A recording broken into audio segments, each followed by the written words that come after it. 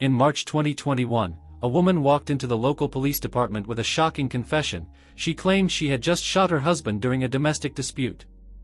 Officers raced to the couple's home, only to find her husband lying lifeless in the garage. The woman, 39-year-old Melissa Gulson, was immediately taken into custody and brought into an interrogation room.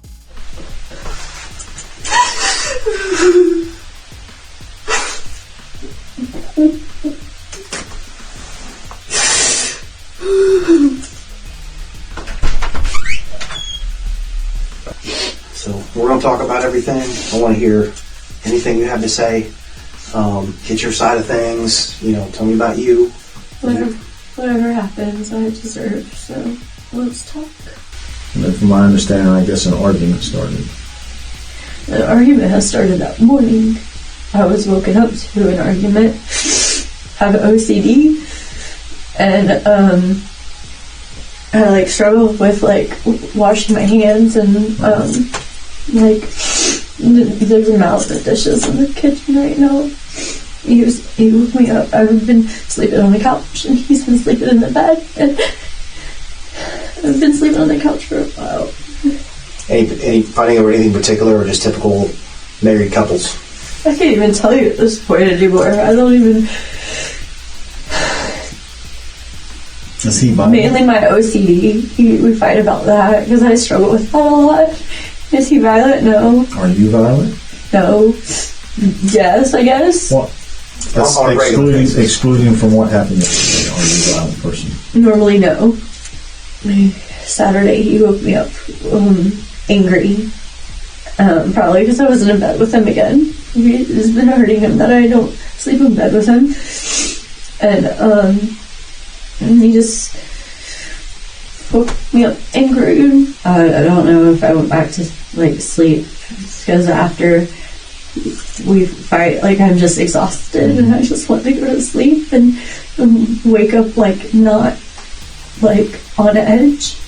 And Melissa began her story by explaining that most of that morning had been spent in a heated argument with her husband. Hoping to calm down, the couple went out for lunch, but the fight followed them there. The tension centered around her husband's father, who wanted him to keep his distance from Melissa, fearing she might harm him. When they returned home, Melissa says she had decided she was done arguing once and for all. What time did you guys get home? I don't know, it was around noon, which I don't know what time exactly it was. But that's when I pulled out a gun from the drawer and then shot him. It was a pistol, correct? A little Ruger? I don't know, it's a 380. A 380. One of those pocket-sized little small ones? And you said you kept it in your drawer?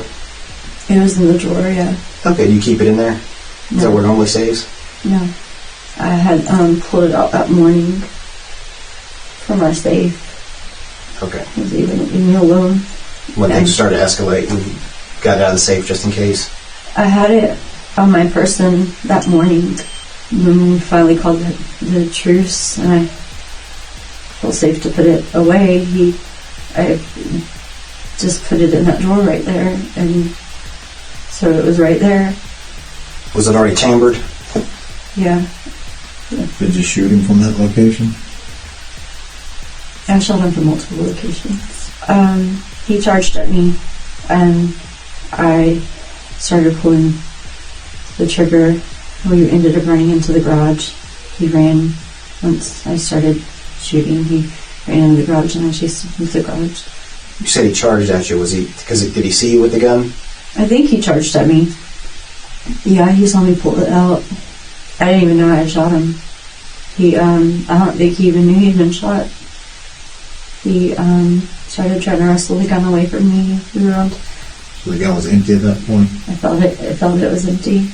It popped open or whatnot. And then he gurgled. I heard a gurgle. And he slumped. And he slumped between the lawnmower and the garage door. What happened with the gun? I put it down. There's in the garage. There's a green tote in there. I got up and sat on it. I didn't know what to do. I didn't know what to do. I felt so calm. didn't know what to do. The next morning, Melissa drove to her sister's house and confessed to what she had done. Shocked, her sister listened as Melissa recounted the shooting in detail. We wouldn't expect you to know, per se, what to do. I mean, you're going to be in shock as well. But there's a point between, that's 12 o'clock Saturday, to what happened to today. There's a period in between. What did you do? Where did you go? I laid down on the couch and I slept. I watched some TV and I cuddled my dog, and I slept. Did you go anywhere last night? Or this morning? So your sister's this morning, correct? Her sister then made a crucial decision. She convinced Melissa to go straight to the police station, ensuring no one else would be harmed. Back in the interrogation room, detectives now faced a critical question. Was this a case of self-defense, or cold-blooded murder? Wow, let's talk about today. What happened? Well, we just got home from church. I was changing the kids, and got a ring on the doorbell. I thought, that's odd. Nobody rings my doorbell. Wasn't expecting anyone. One of the kids is excited to see her, and you said she's been crying. So did she come in the house immediately, or did you go out? Well, she had her dog, so her dog came in the house, and she came in the house. I don't think she was expecting to stay in the house, from what she was telling me later. We're playing and just hanging out a little bit, and they're playing, and she's like, "Can we talk?" And I was like, "Okay, so yeah, obviously let's get some privacy. My house is not going to be the best privacy. Backyard, I have a dog. Okay, let's go to the front yard." We go to the front yard. I can tell whatever she's wanting to tell me, and I've got neighbors. I'm like, "Well, let's go to your car." So we went to her car, we sat in her car, and just kind of chit-chatting. I'm kind of apologizing for our text messages because I thought this is what it was about. And she is talking funny all of a sudden. She's like, she's telling me how joyful she was in there and how much joy it was to see my son, and she hasn't felt that in a long while, and she was talking about how she's missed hanging out with us because we haven't hung out in a very long time. And then she starts saying, I ruined my life. And then she said, I killed my husband, and Bombshell. I don't really know what to do at this point. And I knew immediately, okay, we got to get the police involved. I knew that's running through my mind.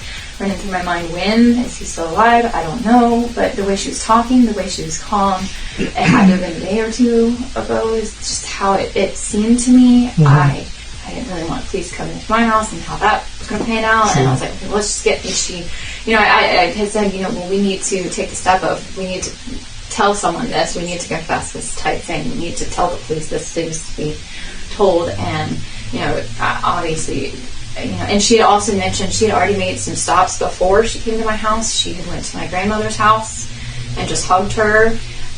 She apparently stopped by my brother's house. I don't think he opened the door. We stopped by her house, parked her car.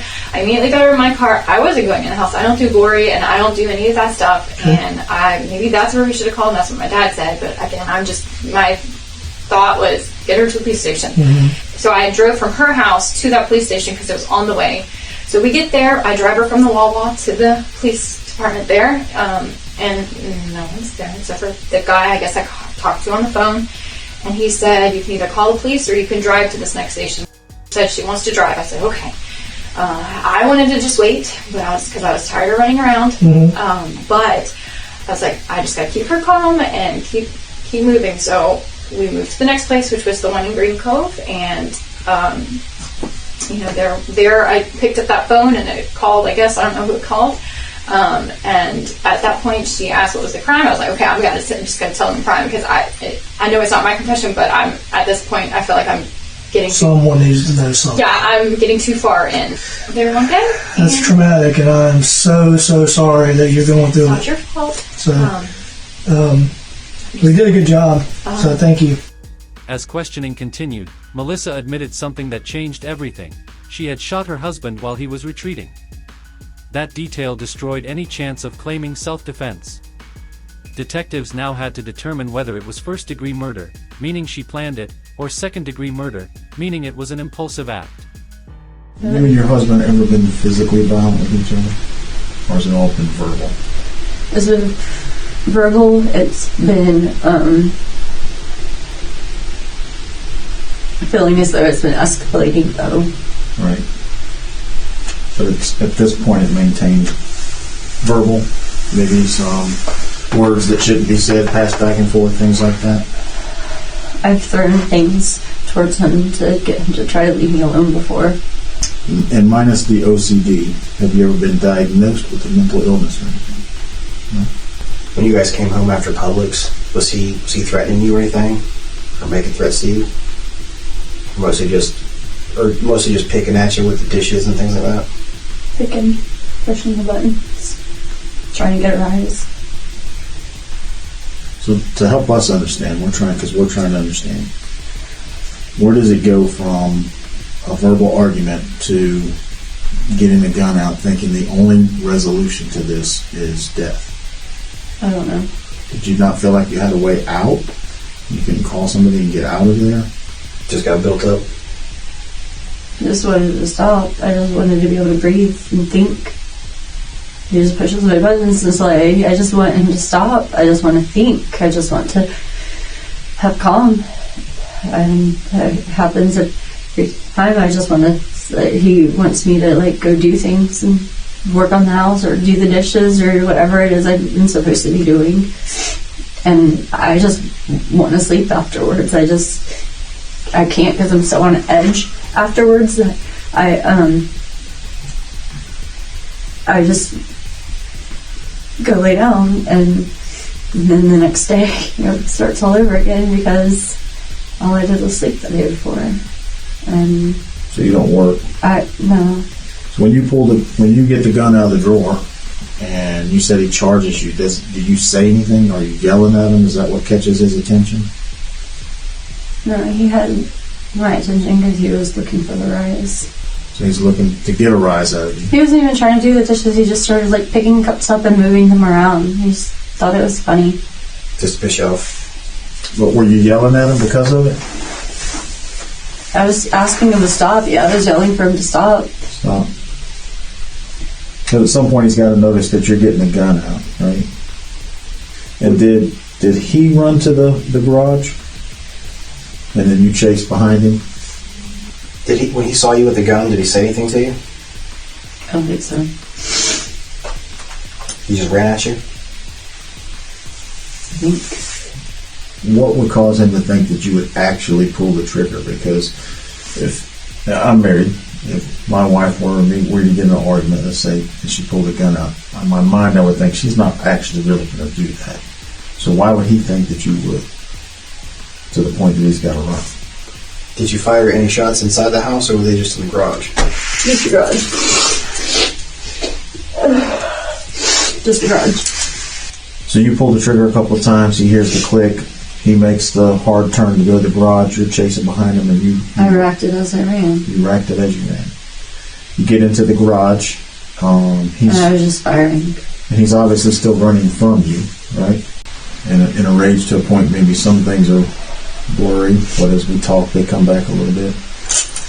But at the point you got the gun out, I mean, your intent was for him to die. My intent was for him to stop.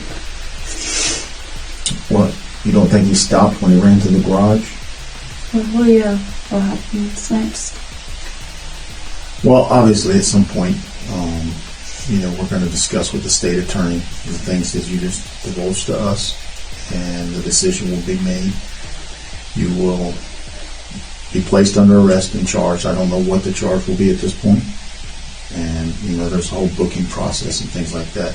We told you we'd allow you to talk to your sister, we'll do that. And then be placed under arrest and charged today and taken to jail. Yes, ma'am. Mm-hmm. Part of your statement to her was, I'm a murderer. That's pretty... Murdered my husband.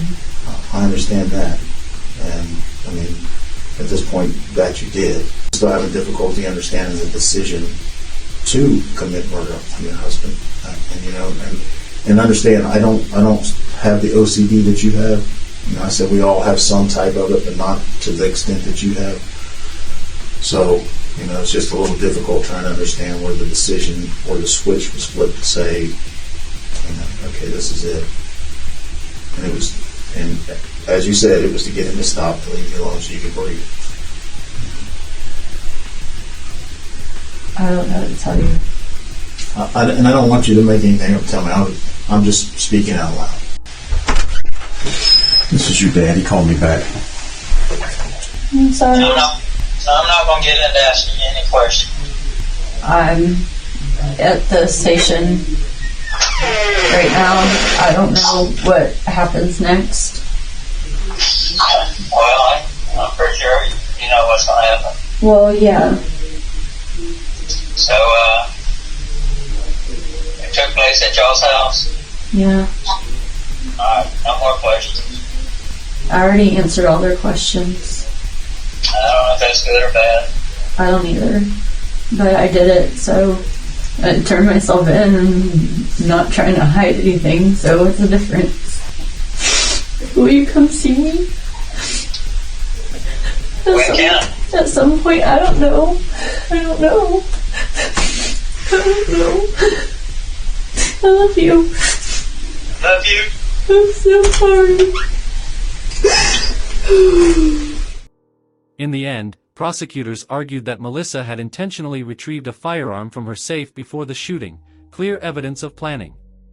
Charged with first-degree murder, she ultimately took a plea deal, 40 years in prison for second-degree murder in exchange for avoiding trial. Why do you think Melissa chose to kill her husband instead of simply leaving him? Let me know your thoughts in the comments.